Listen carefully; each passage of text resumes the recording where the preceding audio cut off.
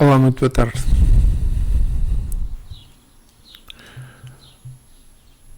Hoje venho aqui falar sobre um tema que eu acho que é extremamente importante para nos levar a refletir aquilo que somos atualmente na Terra, aquilo que queremos ser e principalmente aquilo que queremos alcançar, mas que não seja num futuro longo, médio ou mais curto. Hoje o tema que venho falar é sobre o homem de bem. Então, vou falar das características do homem de bem. E começo com a pergunta 918 do Livro dos Espíritos. Por que sinais pode reconhecer no homem o progresso real de que deve elevar o seu espírito na hierarquia espírita? E o Espírito, a verdade, responde: o Espírito prova a sua elevação quando todos os seus atos da sua vida corpórea constituem a prática da lei de Deus e quando compreendem por antecipação a vida espiritual.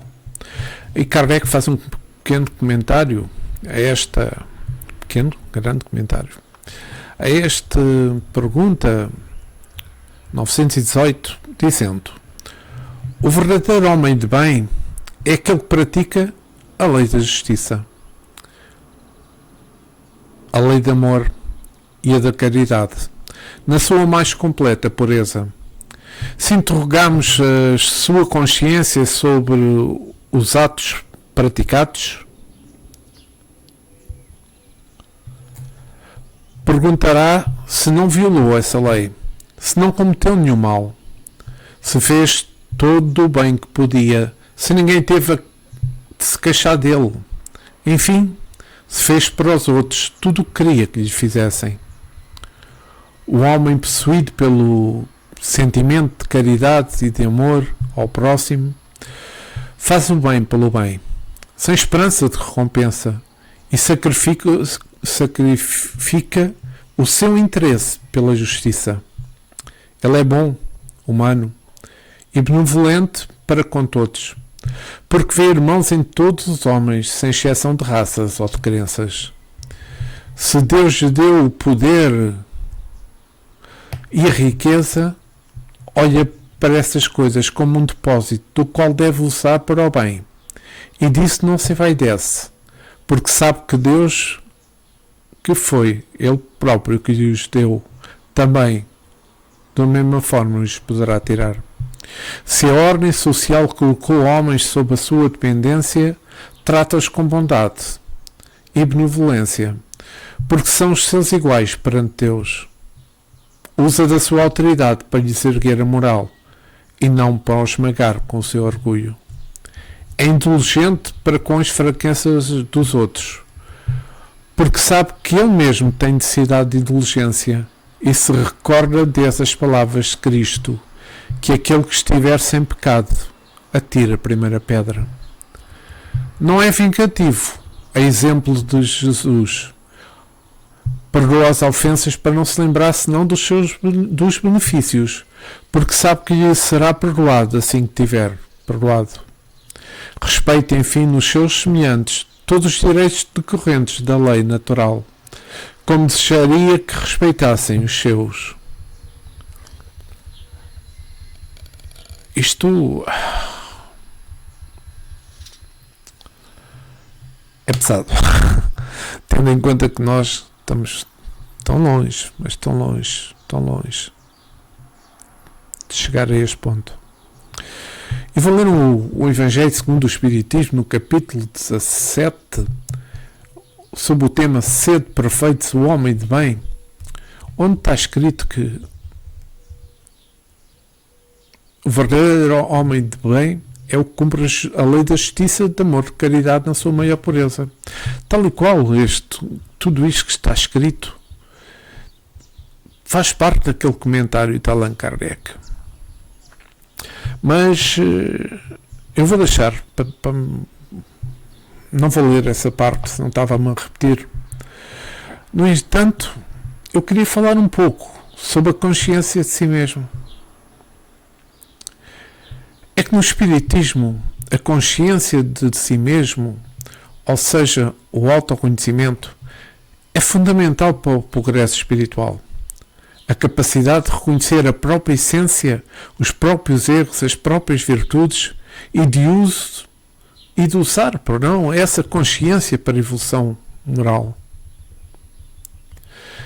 A consciência de si mesmo no Espiritismo vai além de simplesmente sabermos quem somos, mas sim da capacidade de perceber e avaliar a nossa própria existência. As nossas ações, as nossas reações, os nossos pensamentos, os nossos sentimentos, e de usar essa percepção para nos aprimorarmos mais espiritualmente. O autoconhecimento é visto como a chave para a reforma íntima, ou seja, a mudança interior que é necessária para a evolução moral. Ao conhecer os nossos erros, as nossas fraquezas, podemos trabalhar para corrigi-los e desenvolver virtudes. Porque a consciência de si mesmo pode ser desenvolvida através de diferentes práticas. Como nós fazemos um exame de consciência. Nós analisamos as nossas ações, os nossos pensamentos do dia, procurando identificar o que fizemos de bom ou fizemos de mal. Fazer uma introspeção, como que mergulhamos no nosso interior, procurando entender os nossos sentimentos e as nossas motivações, revendo as nossas ações, interrogar a consciência sobre as nossas ações e as nossas consequências, procurar por conhecimento, o estudo da doutrina espírita, que oferece ferramentas para a reflexão e o crescimento espiritual. Pensar nas consequências, ou seja, o desenvolvimento da consciência de si mesmo leva a um maior senso de responsabilidade para todos nós e uma maior capacidade de lidar com as dificuldades da vida, e logo temos uma maior aproximação com Deus. E também temos fé e temos confiança. É que a fé e a confiança são fundamentais para o progresso espiritual e para a compreensão da vida. A fé é uma crença inabalável nas leis divinas e na providência divina, enquanto a confiança abrange a crença na capacidade individual de superar os desafios e conhecimento das próprias forças. A fé é confiança em algo que não se pode ver, mas que se acredita que existe. A fé não é apenas uma crença intelectual, mas uma força que impulsiona as ações e a transformação. A fé proporciona serenidade e esperança, mesmo diante das dificuldades que nós temos no dia a dia. E para que a fé seja sólida, é necessário que haja um entendimento das leis e princípios divinos. Pois a fé verdadeira é calma, impulsiona e a perseverança na procura dos objetivos. Então, e a confiança? Bem, a confiança manifesta-se na crença das nossas próprias forças e habilidades para superar os desafios. A confiança baseia-se no conhecimento das nossas próprias potencialidades e na crença do futuro próximo. A confiança permite que o indivíduo enfrente as dificuldades com serenidade e não se entregue à desmotivação. A confiança é a coragem para superar os obstáculos e alcançar a felicidade. A confiança em Deus e na própria capacidade é fundamental para o crescimento espiritual e a realização de objetivos. Porque a confiança e a fé juntas impulsionam o indivíduo a agir, superar os desafios que procura no progresso espiritual. Então, a fé e a confiança permitem que o indivíduo encontre soluções para os problemas e não se entregue ao desespero ou à revolta.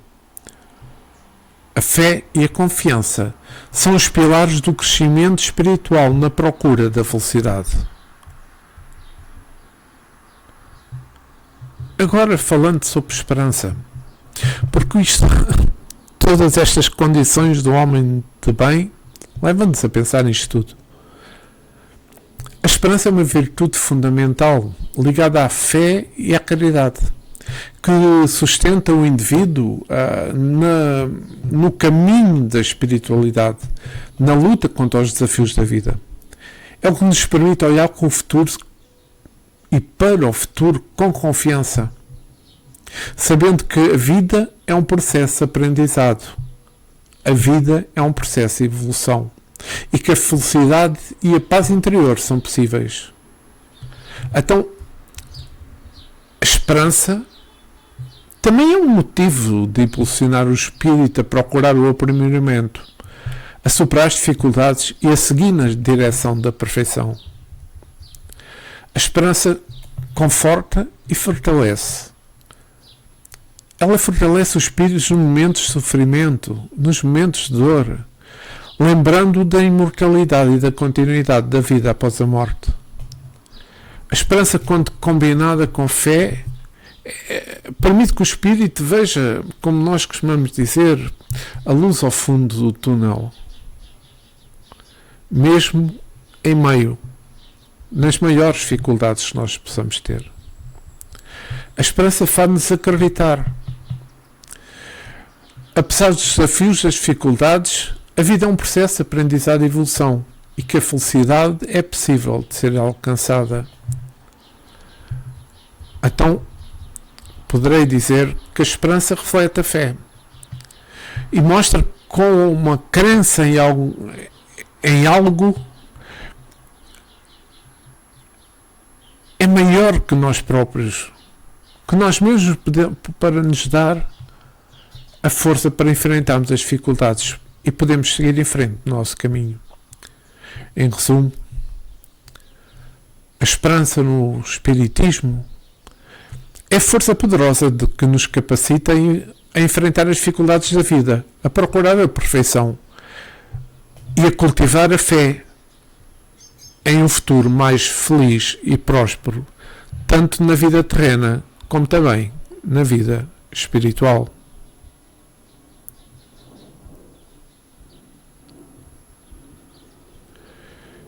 E então, vamos falar de resignação. Sabe que todas as vicissitudes da vida, todas as dores, todas as exceções são provas ou expiações e aceita-os sem murmurar. Isto está escrito no Livro dos Espíritos, no capítulo 6 da Vida Espírita, questão 258, em escolha de provas. Então, para nós espíritas, a resignação é uma aceitação tranquila e pacífica dos acontecimentos da vida. Mesmo que esses acontecimentos sejam dolorosos ou desafiadores. É como um consentimento do coração diante da vontade de Deus. Mesmo que não se entenda totalmente. A resignação não é passividade ou acomodação, mas sim uma postura de fé, de confiança, que permite ao indivíduo lidar com as dificuldades com serenidade e com esperança. Então, a resignação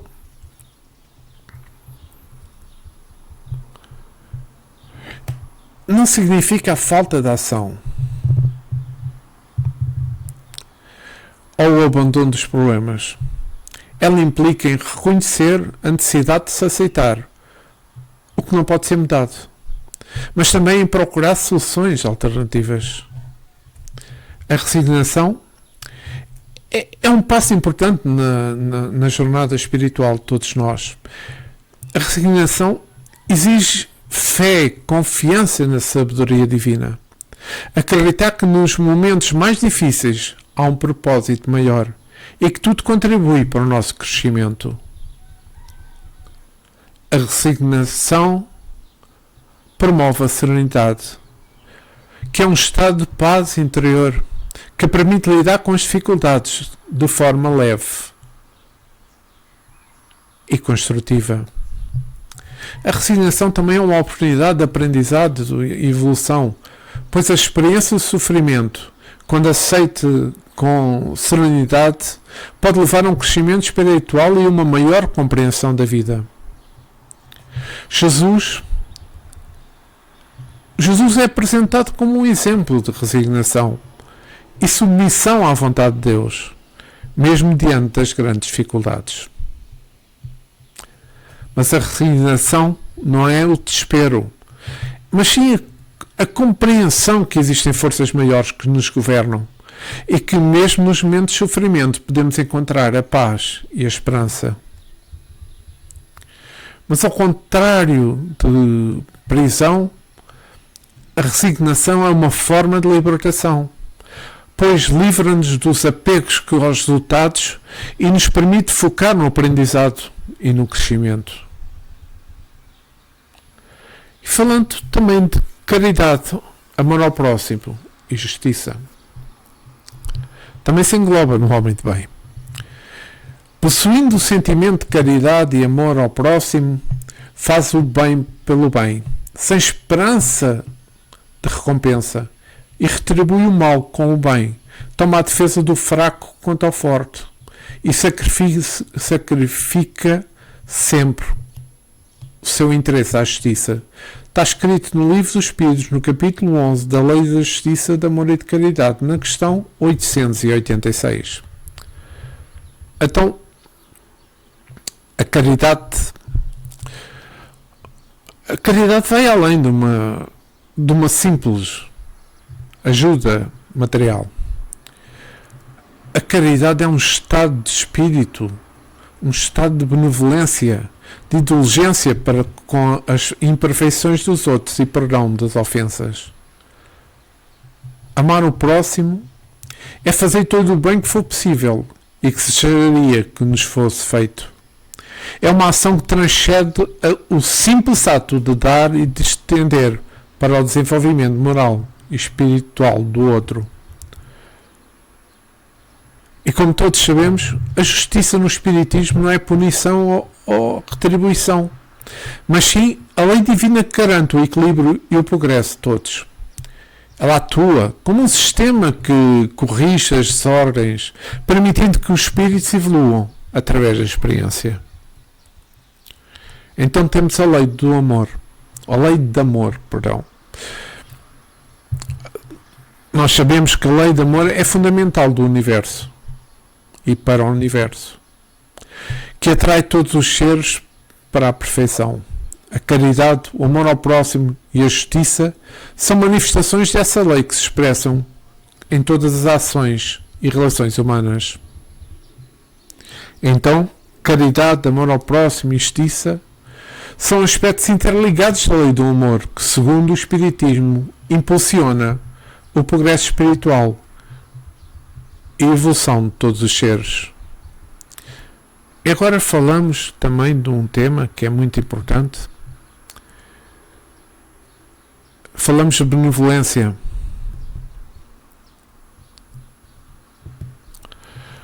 A benevolência, ela é definida como a constante disposição de querer o bem do outro, independente de quem seja. A benevolência é uma expressão do amor, um desejo incondicional de bem-estar para com os seus semelhantes. A benevolência não se limita a atos de caridade material, mas também inclui a indulgência, o perdão e a compreensão das imperfeições alheias. Ela é como uma manifestação de amor ao próximo, um desejo incondicional de bem-estar. Ela também se manifesta na capacidade de perdoar, de ser indulgente com as imperfeições alheias. E, como sabemos, praticar a benevolência contribui para o nosso crescimento espiritual e para a construção de um mundo mais justo e solidário. A benevolência pode ser expressa de diversas formas, como através das palavras, através dos gestos, atitudes e até mesmo através da prece e da meditação. Agora falamos sobre generosidade. A generosidade é valorizada como uma virtude fundamental para o desenvolvimento espiritual e evolução do espírito, no espiritismo. A generosidade é vista como um ato de amor ao próximo, é um modo de praticar a caridade e um caminho para o crescimento moral e espiritual. Vai além de simplesmente doar ou de ajudar, englobando a capacidade de olhar o outro com compaixão, compreendendo as suas dificuldades e oferecer apoio, seja material, emocional ou espiritual. A generosidade pode ser considerado um pilar da doutrina espírita, juntamente com a caridade e com a fé. Acredita-se que praticar a generosidade traz benefícios tanto para o beneficiado quanto para quem o pratica, impulsionando o crescimento espiritual e o desenvolvimento moral. Então, ela pode se manifestar de diversas formas. Ela é vista como um caminho para a felicidade e paz interior, pois a prática do bem e a busca da harmonia ao próximo trazem satisfação e alegria. Além disso, ela contribui para a evolução espiritual, para a procura por servir ao próximo. É vista como um dos caminhos para a purificação do espírito e a aproximação de Deus. Por exemplo, Jesus, que se entregou com caridade ao próximo, é frequentemente citado como um modelo da generosidade para os espíritas. A parábola do samaritano que ajuda um ferido sem questionar a sua origem e religião também é vista como tal. Então falamos um pouco de fraternidade. A fraternidade é praticamente, e não praticamente, mas ela é praticada através da caridade. Ela manifesta-se em atos de ajuda, de solidariedade, aos necessitados, tanto no nível material como no nível espiritual. A caridade é vista como um dos principais pilares também do espiritismo, pois promove a transformação interior e a evolução do espírito. Então vejamos. Ela também se manifesta pela empatia, pela capacidade de se colocar no lugar do outro, compreendendo as dificuldades e os desafios. A empatia permite-nos construir relações mais profundas e significantes, baseadas na compreensão e no respeito mútuo. Então, a fraternidade requer o cultivo da compreensão, o que nos vai ajudar a superar os preconceitos e a intolerância, reconhecendo as diversidades das experiências e pontos de vista. A compreensão é fundamental para a construção de uma sociedade mais justa, uma sociedade mais pacífica, onde todos os seres humanos possam conviver em harmonia. É claro que a prática da fraternidade não é isenta de desafios e obstáculos, como o egoísmo, a inveja, a aversão. No entanto, o Espiritismo nos oferece ferramentas e recursos para superar esses desafios, como a reflexão, a meditação e a procura de evolução espiritual. Agora falamos sobre o respeito. Respeita nos outros todas as convicções sinceras e não lança a reprovação àqueles que não pensam como ele, pois tem plena consciência da importância de respeitar a opinião do próximo. E sabendo que cada pessoa se encontra em níveis de evolução diferentes, portanto, com níveis de compreensão também diferentes. Está escrito no Livro dos Espíritos, capítulo 10, da Lei da Liberdade, questão 833. Liberdade de pensar. Mais uma coisa incluída no homem de bem. Então,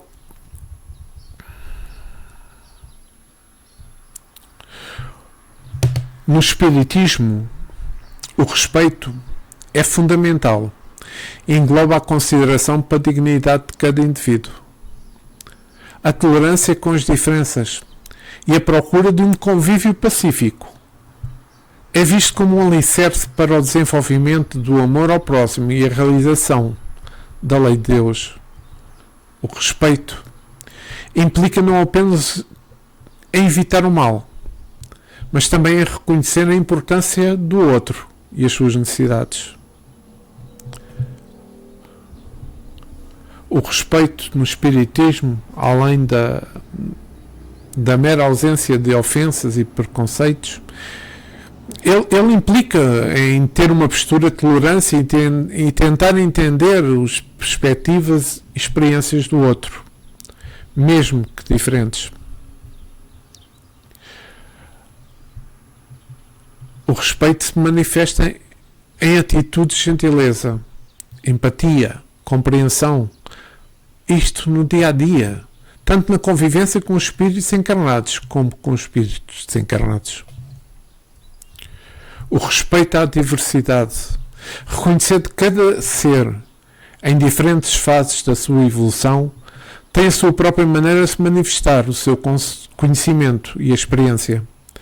Acredita que a reencarnação permite que cada espírito possa vivenciar diferentes experiências, enriquecendo a jornada evolutiva de todos. Mas o respeito, como eu já afirmei, também se aplica à relação de cada indivíduo, que consigo mesmo procurando o autoconhecimento e a transformação moral. O respeito pelas leis universais que regem o universo e a vida, e que o indivíduo a essas leis é fundamental para o progresso da humanidade.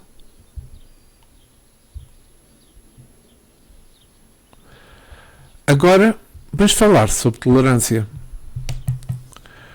No Espiritismo, a tolerância é fundamental e compreende a capacidade de respeitar as diferenças de opinião, crenças e comportamentos, tanto dos outros como de si mesmo.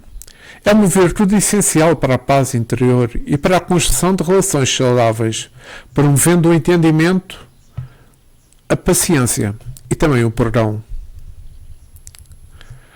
A tolerância no Espiritismo implica reconhecer que cada indivíduo tem o seu caminho na evolução e que a própria diversidade de opiniões, de crenças, é algo normal e enriquecedor. Envolve a capacidade de suportar e compreender as dificuldades e imperfeições dos outros sem julgamento e sem crítica. A tolerância está intimamente, poderei dizer esta palavra, ligada à caridade, que se manifesta na benevolência, na indulgência e no perdão. Então, a prática da tolerância, ela contribui para a evolução espiritual, pois existe paciência, existe compreensão e autocontrole, além de promover a humildade e a própria empatia. É um caminho para a paz. Uma paz tanto interior como uma paz social, pois permite a convivência harmoniosa e a superação de conflitos.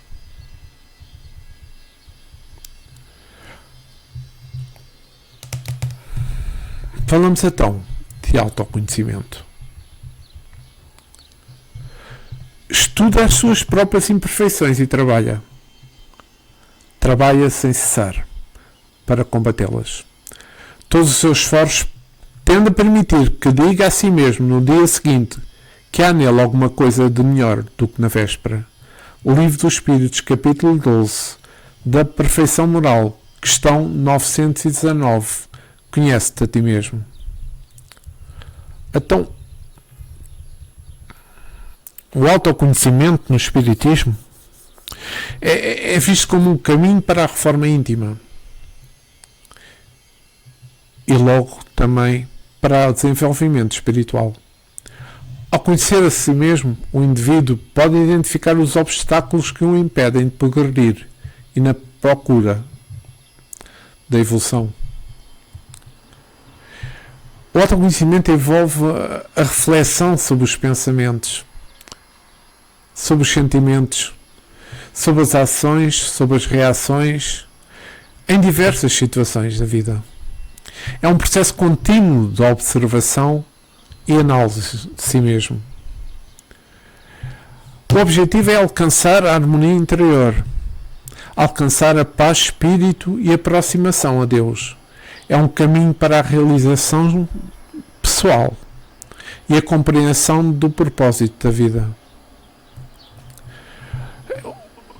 Há várias ferramentas oferecidas pelo Espiritismo para o autoconhecimento, como a meditação, a leitura de livros espíritas, a reflexão sobre a vida e a procura por orientações, por orientação de espíritos benfeitores. É óbvio que o autoconhecimento não é um processo fácil e pode envolver desafios, como todos sabemos, como a resistência em aceitar as nossas próprias imperfeições e a superação de padrões de pensamentos e comportamento negativo. A frase "conhece-te a ti mesmo"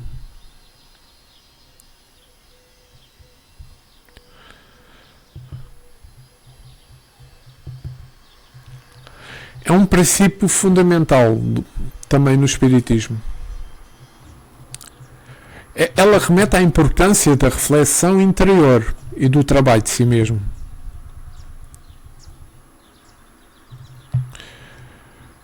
Falemos então, humildade.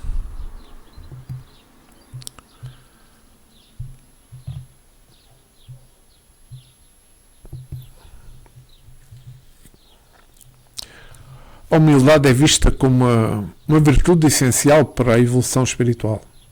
Ela representa a capacidade de reconhecer as próprias limitações e a necessidade de aprender com os outros e com Deus. Ela é o oposto do orgulho, dessa doença tão terrível na Terra, que impede o crescimento e a aproximação da divindade. A humildade é fundamental para a fé, para a caridade e procura a verdade.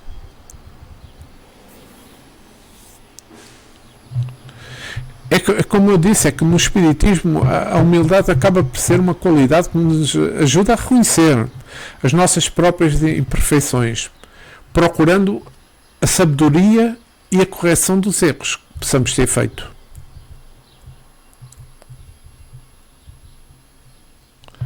E todos sabemos que uma das grandes doenças da Terra, o orgulho, é considerado um grande obstáculo à evolução espiritual, pois leva a pessoa a se considerar superior aos outros e a negar a necessidade de aprendizado.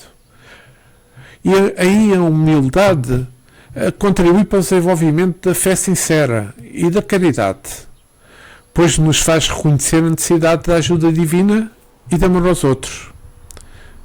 E se nós vimos, a humildade acaba por ser um caminho para a própria sabedoria, pois permite-nos estar abertos a aprender e a ouvir as opiniões dos outros, mesmo que sejam diferentes das nossas. Ela procura a verdade da forma mais sincera e aceita as críticas e os conselhos com receptividade. Ao praticarmos a humildade, estamos a abrir as portas para a evolução espiritual, pois estamos mais dispostos a aprender, a crescer e a nos aproximar-nos de Deus. Então, aqui vamos falar de prudência. Usa, mas não abusa dos bens que lhe são concedidos. Porque a prudência sabe que é um depositário que deverá prestar contas e que, dentre as destinações que lhes pode dar, a mais prejudicial para si mesmo é fazê-los servir à satisfação das suas paixões. A prudência é uma atitude da própria sabedoria. A prudência no falar, no agir e no pensar. Eis uma importante virtude que a alma tem que é a prudência. Ao falar de prudência, nos conduz a uma atitude refletida, pois muitas vezes perdemos o domínio das palavras que produzem incêndios, promovem conflitos e muitos outros desastres. A palavra não pronunciada é património precioso, de que o ser humano se pode utilizar num momento mais justo. A palavra desobstruída pode-se converter, quando dita sob ofensas, em castigo de volta a punir o irresponsável que a liberta. A ação precipitada, sem a necessidade de prudência, invariavelmente causa desacertos e aflições sem nome, conduzindo as vítimas à queda, ou como ao caminho do incesso, cuja rampa o remorso sempre chega tarde. Antes de agir, o homem é depositário de todos os valores que pode investir. Após a ação, colhe os resultados do ato. Saltado desta forma, agir através da ponderação, a fim de que a atitude não se converta em carrasco que escravize quem a praticou. Então, pensar prudentemente. Uma ofensa que nos chega aos ouvidos, nos ferindo, pode nos conduzir a uma posição exaltada, impedindo em consequência a perfeição ordenada,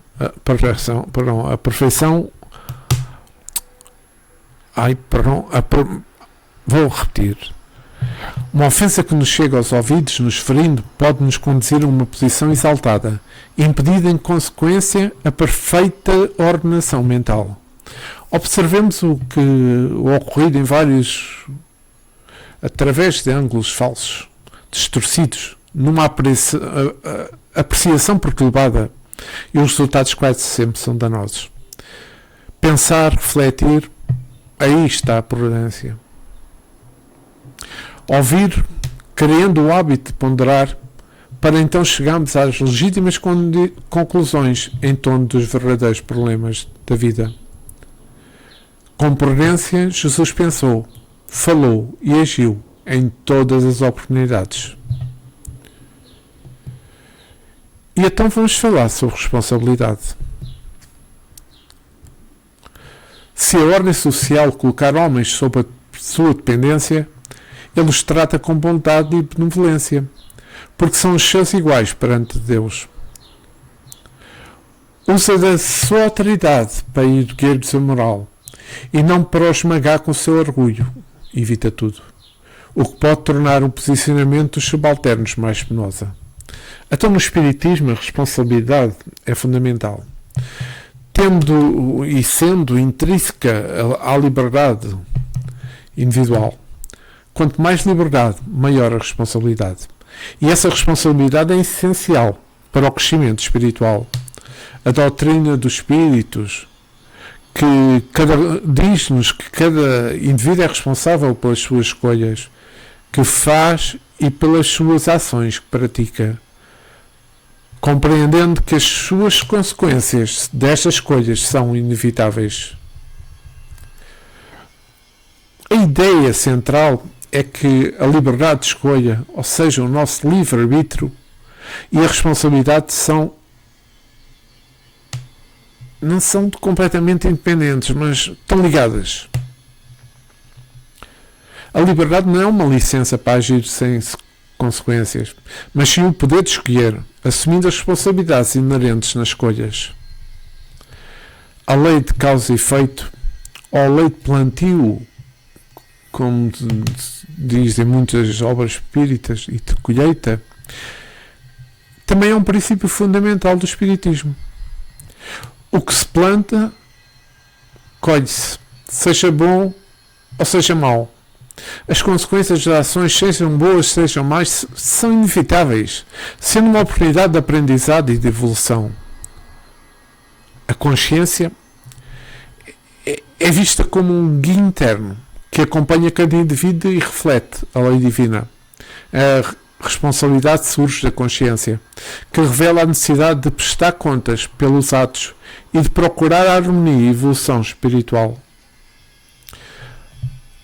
As ações de cada um, sejam boas ou más, têm consequências que se manifestam tanto na vida presente, como todos sabemos, mas também nas futuras encarnações.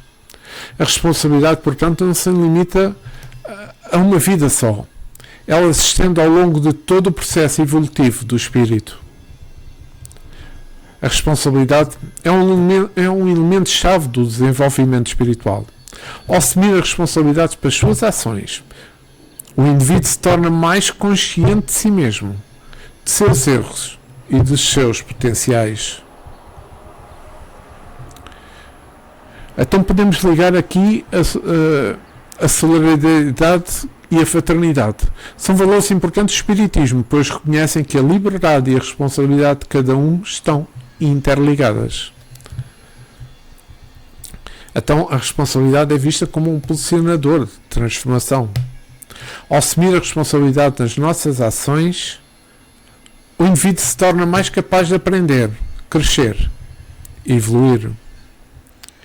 E agora falamos de outro tema, o dever. Como subordinado, compreende os deveres da sua posição e tem o cuidado de cumpri-los conscienciosamente. Procura executar com alegria as tarefas consideradas menores. Em decorrência dessa atitude, poderá passar a executar as atividades consideradas de maior importância. Está escrito no livro Sinal Verde, pelo espírito André Luiz, psicografado por Francisco Cândido Xavier. Então, o dever é uma obrigação moral que todos nós temos connosco mesmo e com os outros. E mais uma vez, é fundamental para a nossa evolução espiritual. É procura na prática do bem, a submissão das leis divinas e a responsabilidade para com o próximo. Cumprir o dever é um passo essencial para a nossa transformação moral e espiritual, promovendo então o amor e a solidariedade. É uma responsabilidade individual de agir de acordo com a lei moral, procurando o bem, evitando o mal. É essencial para o crescimento espiritual, pois a prática do bem contribui para as transformações do espírito. Sob a lei divina, os devedores não são compreendidos com a expressão da lei divina na vida, e a sua prática é o caminho para a harmonia e a paz. Então o dever envolve respeito. O dever envolve solidariedade com os outros, procurando o bem-estar e a felicidade de todos aqueles que nos cercam. Ele está intrinsecamente ligado ao amor, pois o amor ao próximo é a base da prática do bem. E então vamos para o outro tema, que será o meu tema final, para não ficarmos todos como eu já estou, tão pequeninos ao ler tudo isto, o homem de bem.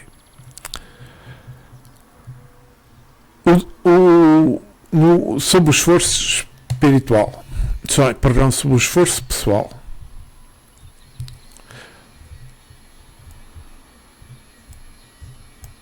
Então, aqui falamos do dever.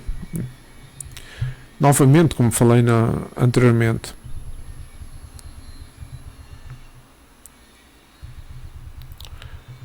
Então, a obrigação moral é o dever de fazermos tudo pelo bem, com o bem, para o bem.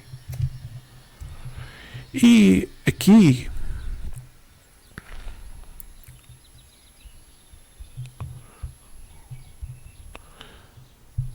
nós podemos falar, se me desculpa, só aqui um pequeno, senão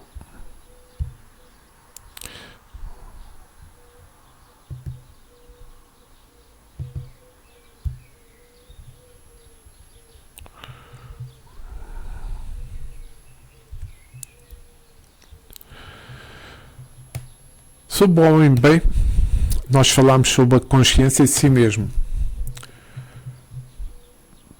Falámos sobre a fé e a confiança.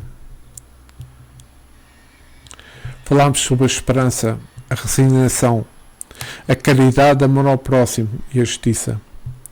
Falámos sobre a benevolência, generosidade, fraternidade e respeito. Falámos sobre tolerância, autoconhecimento, discrição, prudência, responsabilidade, dever, e incluir no dever o esforço pessoal. Então,